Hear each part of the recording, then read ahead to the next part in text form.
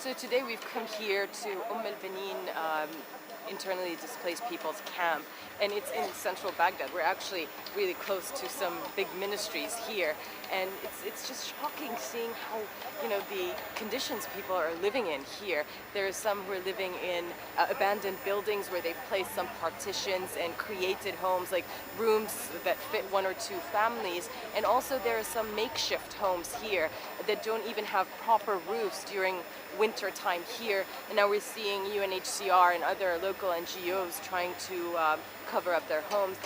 The reason we are here, we are waiting for the United Nations High Commissioner for Refugees who is here on a visit.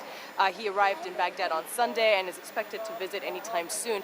As you can tell, there's a lot of security surrounding this. We haven't seen the US military in Baghdad on the streets for a while, but they secure these types of visits. So we're seeing US military soldiers around the camp, Iraqi soldiers on the outside and Iraqi troops on the outside, and the Americans here along with UN security. As we were standing here talking to people, all of a sudden someone just grabbed my hand and wanted to show me around. This is Wasan, and she's 8 years old. And Wasan, قولي لنا انتي بتروحي للمدرسة؟ ما بتروحي للمدرسة. She says she does not go to school. ليه ما تروحي للمدرسة وسان؟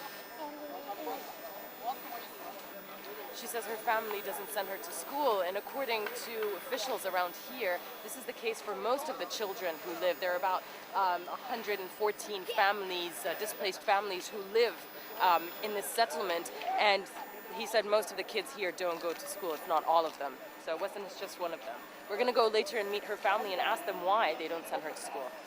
UNHCR says about 500,000 of Iraq's 1.3 million internally displaced people live in slums. Water pools spread across the camp cause the spread of diseases like cases of cholera they've had here.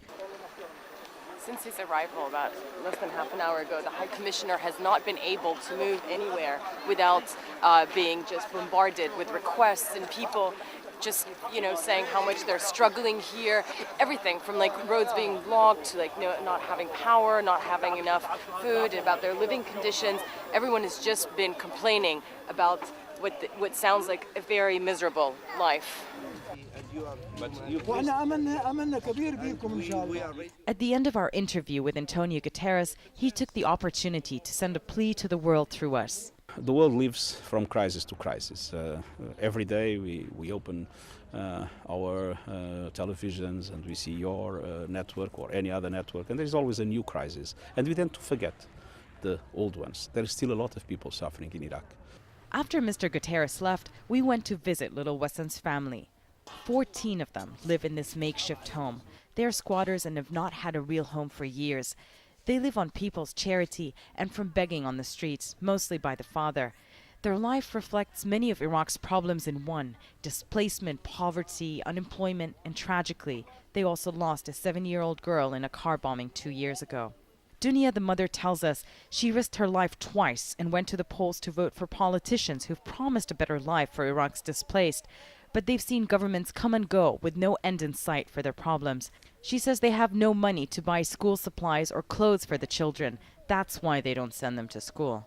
So Mohammed and I just noticed something that's really interesting here. When we came over to Dunia's house and her family's to see how they're living, we were looking around at their makeshift walls that they have for this home. And it was election banners. They used election banners. It's quite ironic since most of the parties that were running, with their list of promises, a lot of it was dealing with the issue of refugees and the displaced, yet these people are still waiting for their government that has been elected now for about 10 months to do something and to help them. As they wait for help, Dunia says their suffering is becoming unbearable, and their life, she tells us, is like a slow death. And Mohammed and I were just having a chat and discussing being back here, being at a refugee camp, an IDP camp again.